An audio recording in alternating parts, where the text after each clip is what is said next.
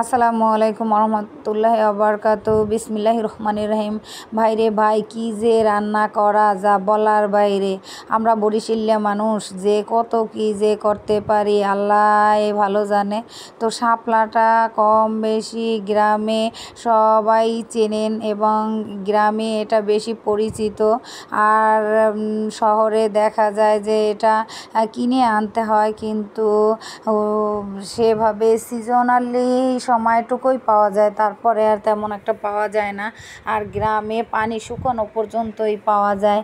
তো এখানে আমি শাপলাগুলো ছোট ছোট করে কুচাইয়া নিয়ে তারপর ভালোভাবে হাত দিয়ে ধুয়ে পানিটা চিপড়িয়ে একেবারে পানি সারিয়ে নিয়েছি।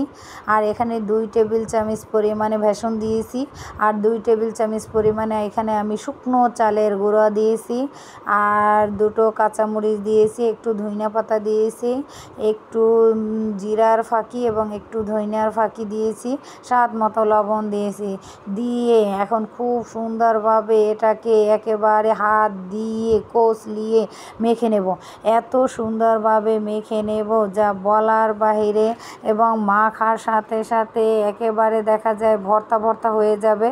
আর সেটা দিয়ে আমি ছোট ছোট পাকোড়া বানাবো। তো শাপলার পাকোড়া এও আবার হয় নাকি, এর আগে আমি সেরকমভাবে কখনোই খাই নাই, এইটাই এবার আমার ফার্স্ট টাইম বানানো।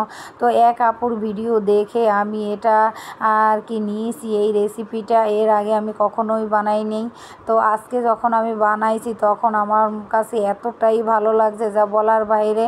তো আমি সেই আপুর ভিডিওটা আমার পেজে এখন শেয়ার দিতেছি, এবং আমি আমার যত বন্ধুবান্ধব আছে, কলিগ আছে এবং শুভাকাঙ্ক্ষী আছে, আমি সবাইকেই দেখাইতে চাই যে শাপলা দিয়েও একটা খুব সুন্দর মচমচা পাকোড়া বানানো যায়। আর এটা চাইলে ভাত দিয়েও খাওয়া যায়, আর খেতে আসলেই অনেক দারুণ, অনেক টেস্টি হয় যা বলার বাইরে। যারা এখনও কোনো দিন ট্রাই করেন নাই তারা বাসায় অবশ্যই ট্রাই করবেন।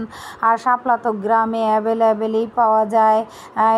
যখনই নূতন পানি ওঠে তখনই দেখা যায় যে শাপলা হয় গ্রামের জমিতে, আনাচে কানাচে অনেক, কি আর বলবো। আমরা যখন গ্রামে ছিলাম বা বাড়িতে যখন যাই তখন দেখা যায় এই শাপলা কেউ তেমন একটা খেতেও চায় না। আর ঢাকা তো শাপলা কিনে খেতে হয়, প্রায় সময় আবার পাওয়া যায় না, আর প্রায় সময় পাওয়া যায় তাই দেখা যায় সিজনালি কিছুদিন থাকে, তারপর আর থাকে না। আর গ্রামে তো পানি শুকানো পর্যন্ত থাকে। তো এখানে আমি ভালোভাবে পেঁয়াজুর মতো খুব সুন্দরভাবে হাত দিয়ে বটে বটে তারপরে বড়ার মতো করে নিয়েছি। আপনারা যেভাবে পারেন, যেভাবে দিতে চান সেইভাবে করে নিয়েই তারপর এগুলো ভেজে নেবেন।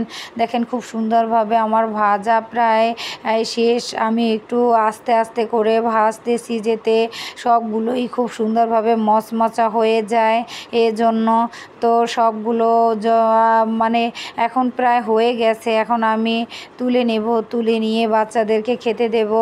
তো দেখা যায় যে বাচ্চারা একটু ভাজা পোড়া বা সবজিটা অন্য আইটেমের অন্য সিস্টেম করে যদি করা যায় বা বাচ্চাদেরকে খাওয়ানো যায় তাহলে অনেক ভালো। তবে তেলের জিনিসটা কম খাওয়াই ভালো আমি যতটা মনে করি। তারপরও আমার প্রায় সময় বানানো হয়, বিকেলের নাস্তাটা বানাইতে গেলেই মনে হয় যে কিনে খাওয়ার থেকে বানানো অনেক ভালো। কারণ কিনতে গেলে দেখা যায় যে আর একটা পিস 5 টাকা করে নেয়, আর সেরকমভাবে হয়ও না। আর সবচেয়ে মেইন কথা যে আমি যে গরিব মানুষ, আমার তো টাকাই থাকে না, কিভাবে বানাবো কিনে আনবো বলেন। তো এখানে আমার সব শাপলার বড়াগুলো হয়ে গেছে, দেখেন কত সুন্দর হয়েছে, আর খেতেও অনেক মচমচা হয়েছে। বাসায় আপনারা অবশ্যই ট্রাই করবেন। আল্লাহ হাফেজ।